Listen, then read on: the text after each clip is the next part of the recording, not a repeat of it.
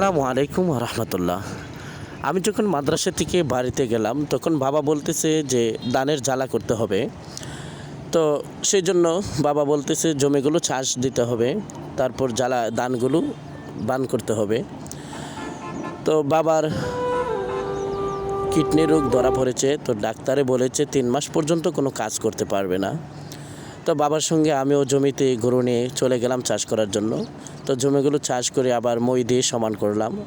এই জমিতে ধানের জ্বালাগুলো করা হবে।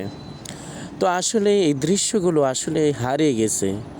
আগে যখন ছোটোবেলা মাঠে যেতাম তখন মানুষই দেখতাম গরু দিয়ে জমিগুলো চাষ করতো, আর বাবার জন্য আমরা খাবার নিয়ে যেতাম। তো এই দৃশ্যগুলো হারিয়ে গেছে। এই দৃশ্যগুলোর কথা মনে পড়লে আসলে খুব দুঃখ লাগে। গ্রামীণ দৃশ্য কত সুন্দর ছিল। এখন ডিজিটাল যুগ বের হয়ে মানুষের জমিগুলো চাষ করে বিভিন্ন ধরনের মেশিন দিয়ে। আপনারাও কে কে এই দৃশ্যগুলো ছোটোবেলা দেখেছেন অবশ্যই কমেন্ট করে জানাবেন। তারপর শুরু করে দিলাম আমার একটি কোয়েল খামারের বেড়া দেওয়ার জন্য। আপনারা যারা পুরান দর্শক আছেন আমার, জানেন আমি কিছু কোয়েল পাখি পালন করি, দেশি মুরগি পালন করি।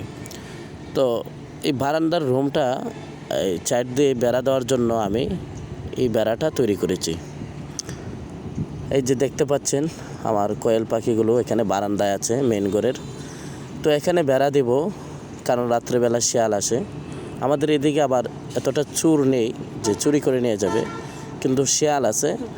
তো শিয়াল এসে ধরবে বিদায় আমি আমার বড় বোন জামাইকে নিয়ে এই বেড়াটা দিয়ে দিলাম যেন শিয়াল আক্রমণ না করতে পারে আমার কোয়েল পাখি এবং দেশি মুরগির উপরে। আর আমার ইনকিউবেটরে আমি 175 পিস কোয়েল পাখির ডিম দিয়েছিলাম। তো এই বেড়ার কাজ শেষ করে ইনকিউবেটরে গিয়ে দেখতে পেলাম মাশাআল্লাহ কত সুন্দর সুন্দর কোয়েল পাখির কিউট বাচ্চাগুলো ডিম থেকে বের হচ্ছে।